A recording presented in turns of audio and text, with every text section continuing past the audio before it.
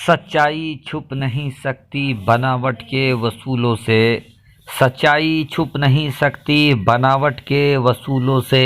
खुशबू आ नहीं सकती है कागज़ के फूलों से।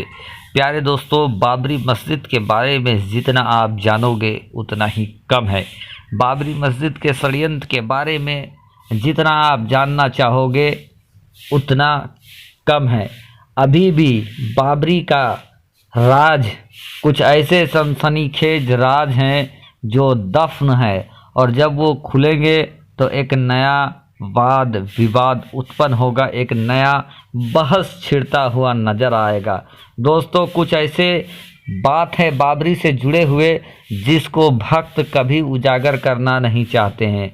उसी में से एक मुद्दा, एक राज्य है उस इंसान का जो आप बाबरी के जो सबसे बड़ी पीछे आप देख सकते हैं। जब ये विध्वंस, बाबरी विध्वंस, वो काला दिन 6 दिसंबर 1992 का दिन, जिस दिन बाबरी मस्जिद को शहीद कर दिया गया था, आप पीछे बाबरी मस्जिद को देख सकते हैं, बाबरी मस्जिद के गुंबद में चढ़े लोगों को देख सकते हैं। इन्हीं में से उस इंसान की तस्वीर है जिसने सबसे पहले बाबरी मस्जिद के गुंबद में चढ़कर फावड़ा चलाया था, जिसको महाराष्ट्र के बाला साहब ठाकरे ने, जी हाँ दोस्तों, बाला साहब ठाकरे तक जब ये खबर पहुंची थी इस इंसान की, तो उस इंसान ने उसे शेर का लक़ब दिया था। क्या आप जानते हैं, क्या भक्त कभी उनके बारे में बताया है? कभी भी भक्त उनके बारे में बात करना नहीं चाहते हैं। उस इंसान की क्या हालत इस समय है, वो इंसान क्या कर रहा है अभी, और उस इंसान के साथ क्या हुआ जिसके बाद उसकी पूरी ज़िंदगी बदल गई। दोस्तों, बाबरी मस्जिद की ये ज़िंदा हकीकत, बाबरी मस्जिद का ये करिश्मा अभी भी कायम है और अभी भी दुनिया में मौजूद है, और वो घूम घूम कर अब मस्जिद की तामीर करा रहा है। हम आगे बात करने वाले हैं एक इसी तरह के एक मुद्दे के बारे में जिसको भक्त कभी भी उजागर नहीं करते हैं, जिसके बारे में भक्त कभी भी बातें नहीं करते हैं, जिसके बारे में भक्त किसी को बताना पसंद नहीं करते हैं। क्या वजह है और कौन सी बड़ी मजबूरी है, और बाबरी मस्जिद का वो करिश्मा जो अभी कायम है। दोस्तों, ये करिश्मा से कम नहीं। जब मैं आपको उस इंसान के बारे में बताऊंगा, उस इंसान से मिलाऊंगा और उस इंसान के काम के बारे में बताऊंगा, तो आप भी अपनी उंगलियों को अपने दांतों तले दबाते हुए नजर आएंगे। उससे पहले कि बाबरी मस्जिद का वो दफन राज आपके सामने खोलूं, बाबरी मस्जिद से जुड़ा वो सनसनीखेज मुद्दा, सनसनीखेज वाकया आपके सामने रखूं, आपसे अदबन गुजारिश करना चाहूँगा कि अगर आप पहली बार मेरे यूट्यूब चैनल इरफानी नेटवर्क में विजिट कर रहे हैं तो जल्दी से मेरे चैनल को आप सब्सक्राइब कर लें, साथ ही साथ बेल के बटन को ऑन कर दें और ऑल नोटिफिकेशन का ऑप्शन दबा दें ताकि आने वाला हर वीडियो सबसे पहले आप तक पहुंच सके। दोस्तों, एक झूठ को सही साबित करने के लिए लोगों को सैकड़ों झूठ बोलने पड़ते हैं, झूठ पे झूठ बोलने पड़ते हैं, और तब एक तरह का दिखावा करके सामने आता है कि मैंने जो किया है वो सही है। लेकिन दोस्तों, जैसा कि पहले मैंने कहा था कि सच्चाई छुप नहीं सकती बनावट के वसूलों से, खुशबू आ नहीं सकती है कागज़ के फूलों से। जो फूल सही होगा, जो कुदरती होगा, जो नेचुरल होगा, उसी पे खून आएगा, खुशबू आएगा, वही महकेगा, वरना सब बेमहक रह जाएंगे, सबकी निशानियां वहीं की वहीं रह जाएंगी। दोस्तों, बाबरी का जो जब दुखद वाकया हुआ, बाबरी का जब दुखद कांड हुआ, तो इससे पहले बहुत दिनों से तैयारी की जा रही थी। बाबरी विध्वंस की तैयारी सुनियोजित था, बाबरी विध्वंस की तैयारी सुनियोजित था, और धीरे धीरे कारसेवक बाबरी के इर्द गिर्द डेरा डालकर आ रहे थे, बजाबता जत्थे में आ रहे थे। दोस्तों, उन्हीं में से एक इंसान का नाम था बलवीर सिंह। आप बलवीर सिंह की तस्वीर देख सकते हैं, किस तरह ये खुश हुआ था। बाबरी मस्जिद लाल टी शर्ट में चढ़ के ये बाबरी मस्जिद पे चढ़ा था, और ये उस इंसान की तस्वीर है। और उस इंसान की अब की तस्वीर और अब का नाम भी मैं आपको आगे बताने वाला हूं। पहले इधर देखें, ये लाल भगवा कलर में चढ़ा बाबरी मस्जिद की ऊपर गुंबद में चढ़ा था, जिस समय खुशी से हाथ लहराकर तस्वीर खिंचाया, और अब उसकी स्थिति ये है।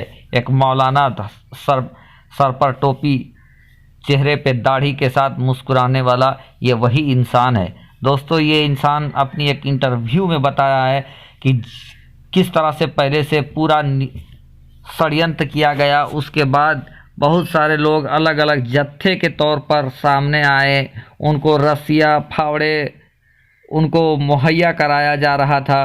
बहरकैफ दोस्तों, बलबीर सिंह का ये सत्य जब सामने आया कि बलबीर सिंह वो इंसान है जिसने बाबरी मस्जिद पे चढ़कर सबसे पहले फावड़ा चलाया था, तो इस इंसान को बाला साहब ठाकरे, जो कि अभी महाराष्ट्र के मुख्यमंत्री हैं उद्धव ठाकरे, उनके पिताजी बाला साहब ठाकरे, जो हिंदुत्व का एक बड़ा चेहरा थे उस समय, उन्होंने इसको शेर की लक़ब दिया था।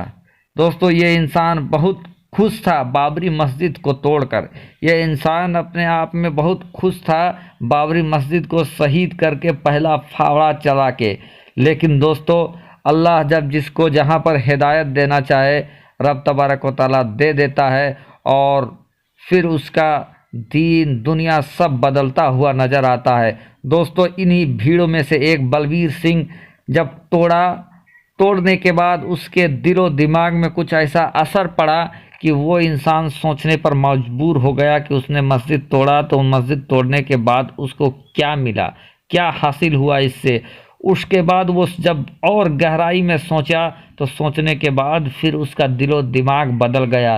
दोस्तों, उस इंसान ने आगे जाकर, जिसकी तस्वीर मैंने दिखाया है, जो इन विध्वंसकारियों में से एक था, बलबीर सिंह उस समय उनका नाम था, उन्होंने आगे जाकर इस्लाम धर्म को कबूल कर लिया, और बल्कि इस्लाम धर्म को कबूला ही नहीं, बल्कि उनका नाम आज के डेट में मौलाना आमिर उनका नाम हो गया है, और वो बाज़ाब्ता इस्लाम की तालीम अब लोगों को दे रहे हैं। और उन्होंने एक ऐसा प्रण किया, एक ऐसा कसम खाया बाबरी मस्जिद को शहीद करने के बाद, जो खुद उन्होंने अपने कई इंटरव्यू में बताया है। बलबीर सिंह उर्फ मौलाना आमिर साहब ने खुद अपने इंटरव्यू में बताया है कि जब उन्होंने बाबरी मस्जिद को तोड़ा, उसके बाद उनका दिलो दिमाग कुछ ऐसा बदला कि उन्होंने हिंदू धर्म को ही छोड़ दिया, और उसके बाद उसने इस्लाम कबूल कर लिया। इस्लाम ही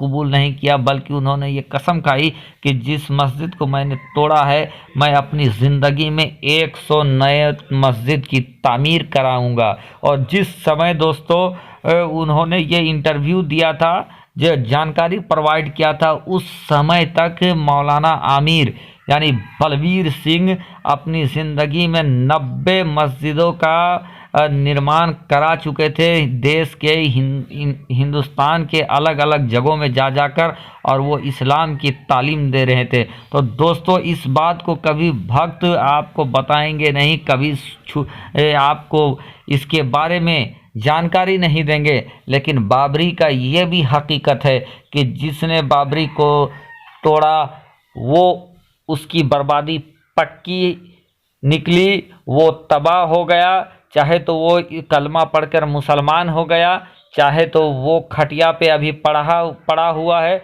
चाहे तो उसकी इज्जत शोहरत सब मलियामेट हो गया। आप मौलाना आमिर की मिसाल लेंगे तो मौलाना आमिर कलमा पढ़कर मुसलमान हो गया और सबसे ज़्यादा मस्जिद तामीर करा चुका है। इसी तरह भोपाल के कुछ ऐसे लोग हैं जो उसी ढांचे के साथ ज़मीन पर गिरे, और उस 1992 में वो गिरे थे, और अभी तक इस दुनिया में वो जिंदा हैं भोपाल के अंदर, और 1992 से लेकर अभी तक खटिया में पड़े हुए हैं। उनका हाल इस तरह हो गया कि आज उनके पास इतनी ताकत नहीं है, जो जवानी के जोश में मस्जिद को ढा रहे थे, आज उनके पास इतनी ताकत नहीं है कि एक गिलास पानी उठा के वो खुद पी ले। तो ये भी कुदरत का इंसाफ है, ये भी बाबरी का करिश्मा है। उसके बाद जो बड़े बड़े लीडर जिनकी सरपरस्ती में मस्जिद को ढाया गया था, आज उनका रुतबा मलियामेट हो गया है, आज उनका कोई पूछने वाला नहीं है, कोई पुरुष उससे उनको कहीं बुलाने वाला नहीं है, वो जहाँ पड़े हैं वहीं पड़े रहते हैं। तो दोस्तों ये भी है बाबरी की हकीकत, ये है बाबरी का करिश्मा।